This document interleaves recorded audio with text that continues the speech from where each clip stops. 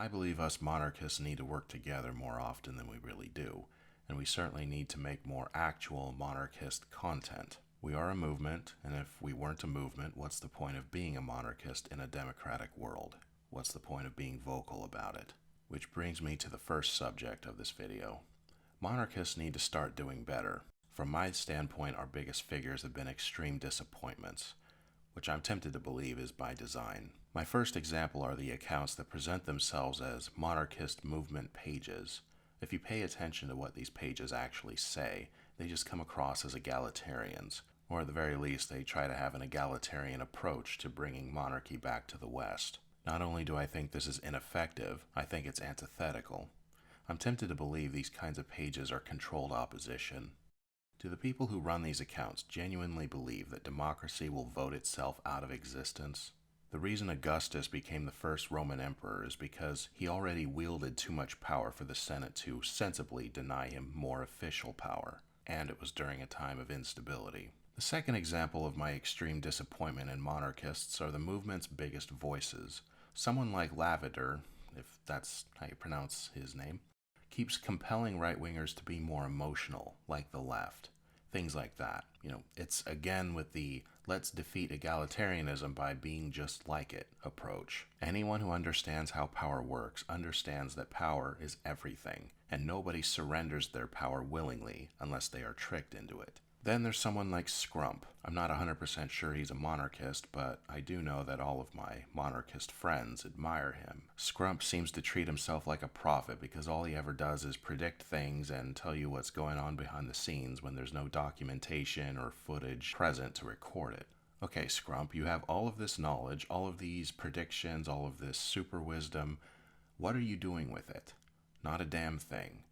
So even if Scrump was a walking supercomputer, ultimately he's still useless to monarchism as a movement. Our movement's biggest figure, at least that I know of, is Spoon, or the aristocratic utensil. When it comes to Spoon, I'm not disappointed in him as much as I'm disappointed in how my fellow monarchists revere him. I've lost count of how many times I've seen my fellow monarchists ask him, like, Spoon, what are your thoughts on this? Or tagging Spoon in their posts, or commenting on every single post he makes as if they're begging him to notice them. Spoon hardly ever makes videos on monarchism. He does sometimes, and that's better than never, but it's not even close to the main focus of his channel. Now, he would make the argument that he does YouTube for a living and monarchist videos hardly get any views. Okay, fine, but Spoon also doesn't seem to do anything on the side or extra for the sake of the cause. Perhaps a secondary channel entirely devoted to monarchism. He doesn't do anything like that. And he's not even a team player. The only people Spoon follows are people who kiss his ass. The, hey Spoon, what do you think of this types, or people with large followings. Our fellow monarchist, the reality bomb, has virtually given up on monarchist activism because damn near the only support he got from his fellow monarchists was from me. Certainly not from Spoon. And even more disappointing about Spoon is that he's admitted he's not even trying to be a thought leader, or any kind of leader. I once sent him a message on Patreon asking him if he'd describe the ideal kind of monarchist government in his opinion, and his response was, my paraphrase, I don't really think about that stuff. Spoon frequently disparages women, and so do I, and we both openly admit we are sexist, and yet Spoon does 2 regular podcasts with female co-hosts. And far worse than that, he hardly ever discusses monarchism on these podcasts. The guy has reposted my ex posts on multiple occasions, but he doesn't want to follow me. Personally, that doesn't matter, but as a monarchist, it really begs the question, why doesn't Spoon follow me? So like I already said, he's not a team player. In fact, I'd argue Spoon's not even interested in making the West monarchical again.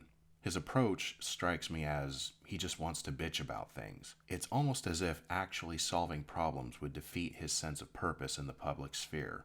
Again, I emphasize, my issue with Spoon is not directly Spoon himself.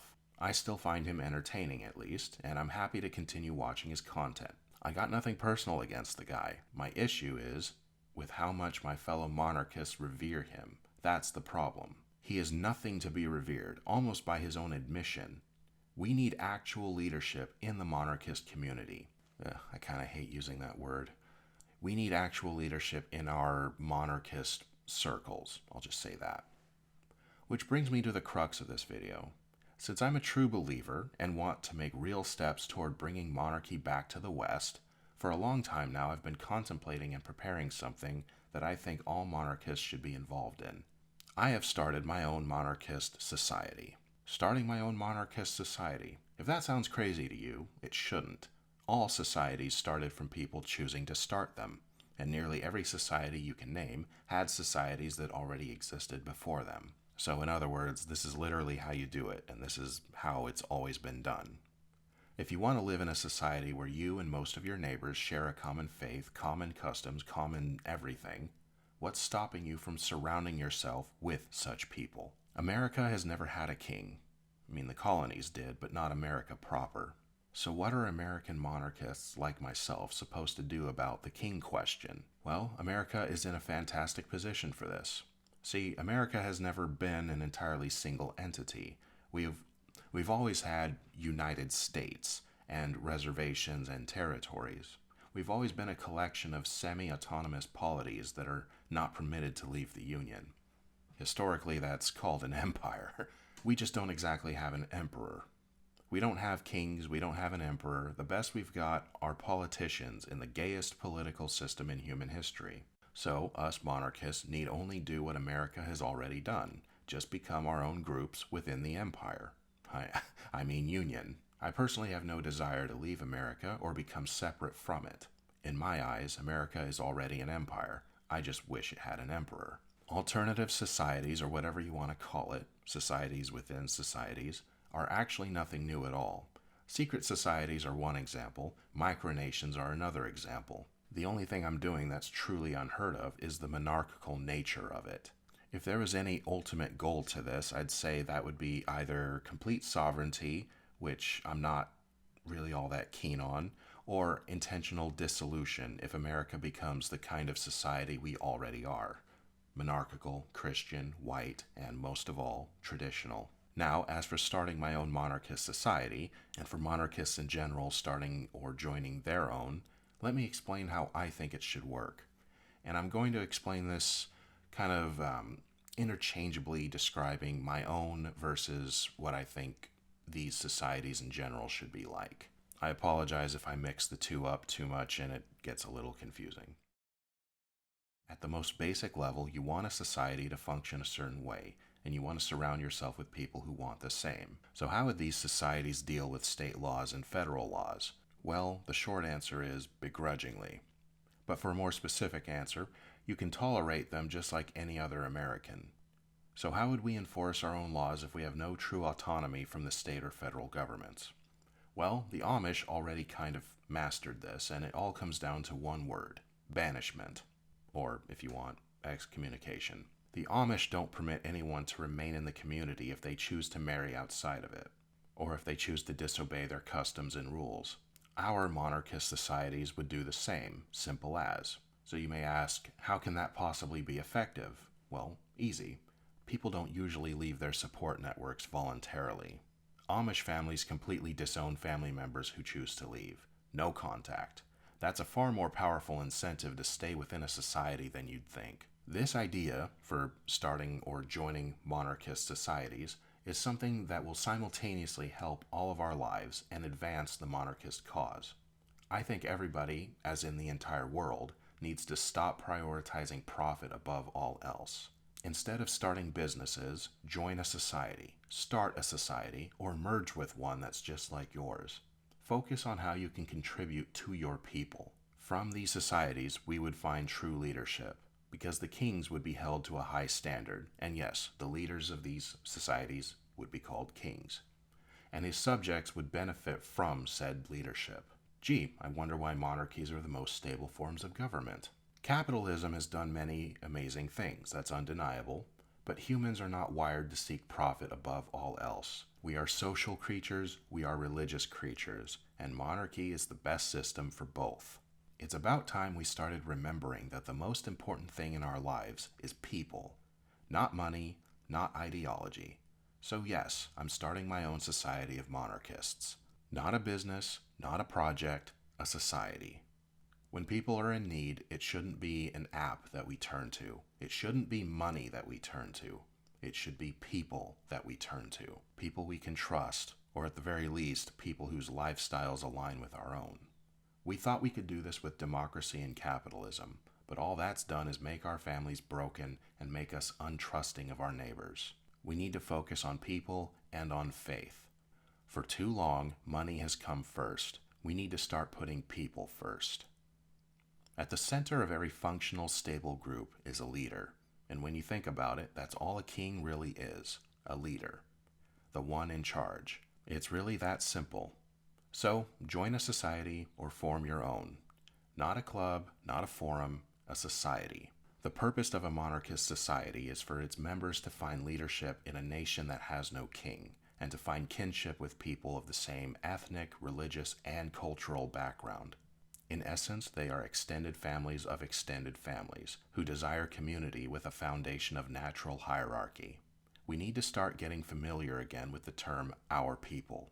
If you're looking for someone to marry, you shouldn't have to turn to a dating app. You should be able to seek a mate from your people. If you need personal guidance, you shouldn't have to turn to an app. You should be able to seek it from your people. Name pretty much any person in any circumstance.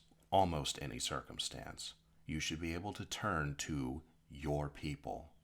So, as I said, the leadership of these societies would be called kings, and their job is to be a unifying force for their people, to represent their people, and to wield the unified power of their people. Yes, if not done correctly and not done carefully, these could turn into cults. You never really know, do you? Are you starting to see how brainwashed we are in order to remain in our exact state of misery? Actual solutions invoke fear, like, oh, you might be joining a cult. Yeah, just something I wanted to point out. But we have a tremendous advantage right now in our early developing days. We're scattered all over the place. I think that works in our favor. The people I have in mind to bring into my society live hundreds, sometimes thousands of miles away from me and from each other. So for everybody who's wary about joining one of these societies, distance is the key to everybody thinking clearly as they join them. Nobody will be trapped in any way to stay if they think something's fishy. Distance also forces us to be very public and transparent, and since everything will be done over the internet, everything will be recorded.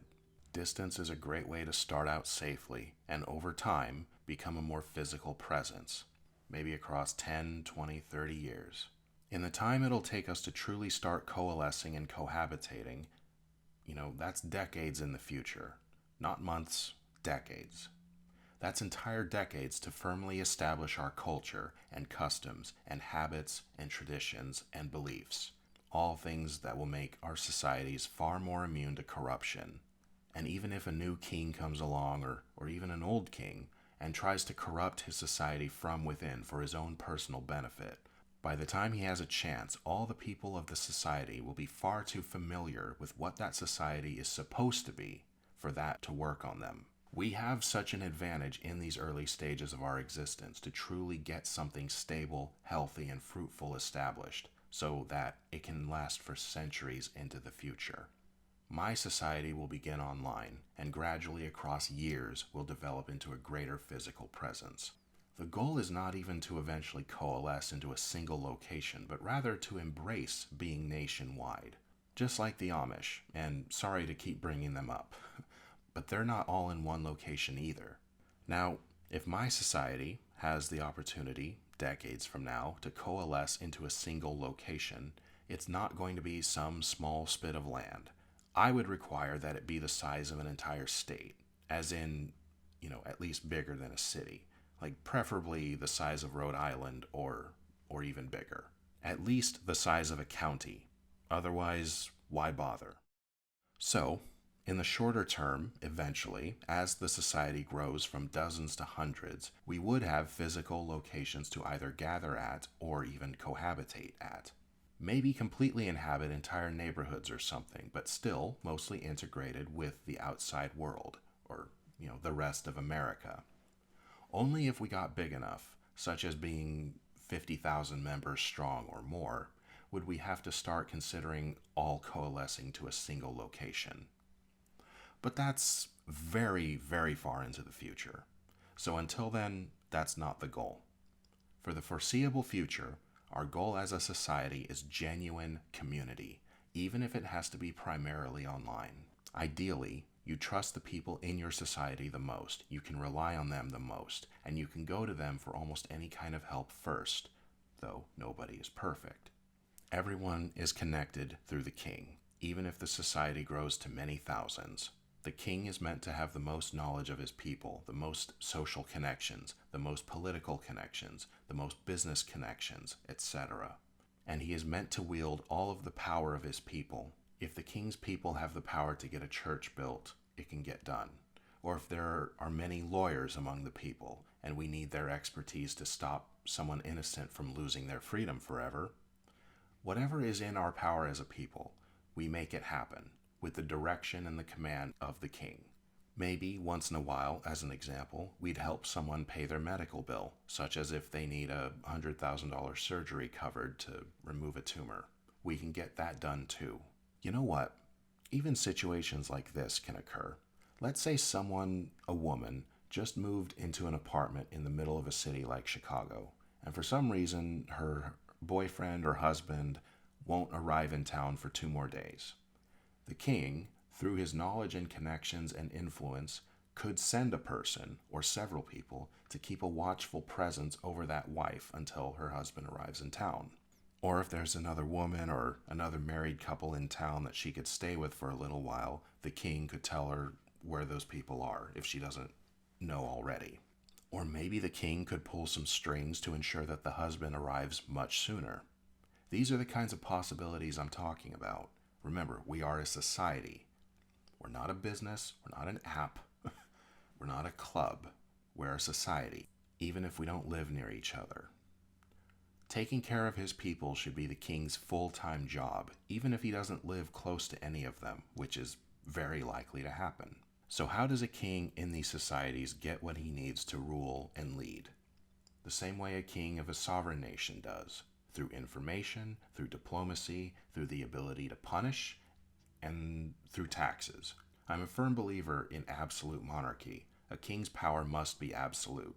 Otherwise, you get what happens in every last other form of government, which is power struggles. There is only order when nobody can defy the king and get away with it. So, if one of the kings of one of these societies, say, orders that a library get built, in the current United States, of course, then the king would and should be the owner of that building. That's how you stop some greedy idiot from selling the building to McDonald's. See, power is not just about enforcement, it's also largely about prevention. And speaking of things getting built, this is just a minor note, but we all know that modern architecture is horrendous. Monarchist societies could be the cure to this. Real artwork, real architecture. There are these possibilities with monarchist societies. Imagine going to a real library, the way libraries are supposed to look. But anyway, back to it. Now, as for taxes, and I should probably come up with a better word for it than that, so I'm just going to say required payments to the king. They would be monthly.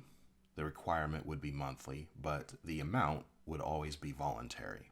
I imagine that for a while my people would pay very little just to get to know me at least, just to see if I truly am a good leader, or if I'm even for real. I mean, the way I see it is, my power is only as extensive as what my people are willing to give me, and if that's very little, then there's very little I can do for them. It's far more their fault than mine in that case, and they can fail themselves if they wish to.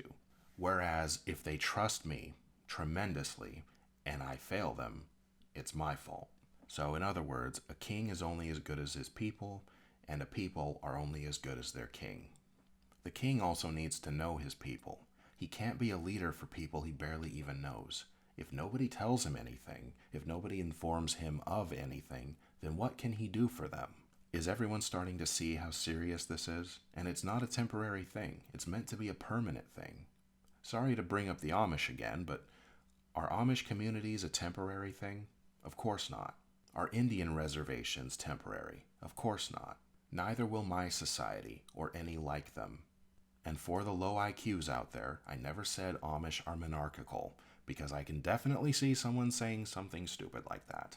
I keep bringing them up because they are their own specific societies within larger state and federal polities. To be honest, in a monarchical government, I'd never want to be king. I think I'm far more suited to be some kind of enforcer instead of a ruler. Like, I would rather be the king's right hand man than be the king himself. But if I have to trailblaze this solution to Western civilization's problems, then so be it. I'll do the job. Real men rise to their calling whether they want to or not. And I can't emphasize enough that my society, and these societies in the future in general, are about the people, not their leaders. I would want my people to talk to each other more often than they talk to me. A king should only be called upon when somebody needs reinforcements, or extra hands, or extra funds, or mediation between conflicting parties. And I mean parties in a social sense, not political parties. We're not going to have that nonsense. The people of your society are your people. Your people should be your first resort in all things, whether it's looking for a solution to a big problem or if you're just looking for someone to grab a drink with. If you live far away from all the members in your society, then consider moving closer to them. Over time, of course. None of this should be rushed. None of it. Like, all big decisions like this should take, quite a bit of time for everyone to know each other, to trust each other, all of that. And again, I don't think everybody will all live in one location, at least not anytime soon. Probably not even within my lifetime. Point is, the people of these societies focus on each other. Only come to the king for help with matters that only the king can solve. I will highly encourage my people to get to know each other as much as physically possible. This is not an investment. It's not a capitalist project. This is supposed to be personal and permanent. The West needs to drift away from thinking of everything in terms of money and profit. Start investing in people. Start turning to people more than apps. Instead of starting businesses, either start or strengthen your community or society. As already stated, the idea is that we go to each other for every reasonable matter, and the king's job is to watch over everyone and bring order, to wield his people's collective power for their benefit, as is the point of leadership. We think of everything too much like a business. All throughout the West right now and for decades, we have thought of too many things like a business. We need to start investing in people more than businesses, investing in our own people. We all need the company of other people. We all need support from time to time. Instead of continuing to make everything a business transaction like we've been doing for decades, we need to start doing more favors between people we trust. For the few out there who come from families that are both large and close, those kinds of families are rare now, you'll notice they do favors for each other all the time that they charge very little or even nothing for. Now, as an example that we can all turn to, think of The Godfather in that first scene from the first movie, when Don Corleone tells the guy that owns that funeral parlor that he will do the favor that he asks, as long as the funeral parlor guy does a favor for him in return. And he says, one day, and that day may never come, I'll call upon you to do me a service in return. The Don doesn't even think he could possibly need a favor from some funeral parlor guy, but it turns out later in the movie that he does. That's what you do with family and with your people. You exchange favors as much as you can, as much as you realistically can, and you only make something a monetary transaction when it has to be. You want to know how to make the price for things drop? Stay close to your family and stay close to your people. And you'd be surprised how much you can have and how much you can get done when it's between people that you trust.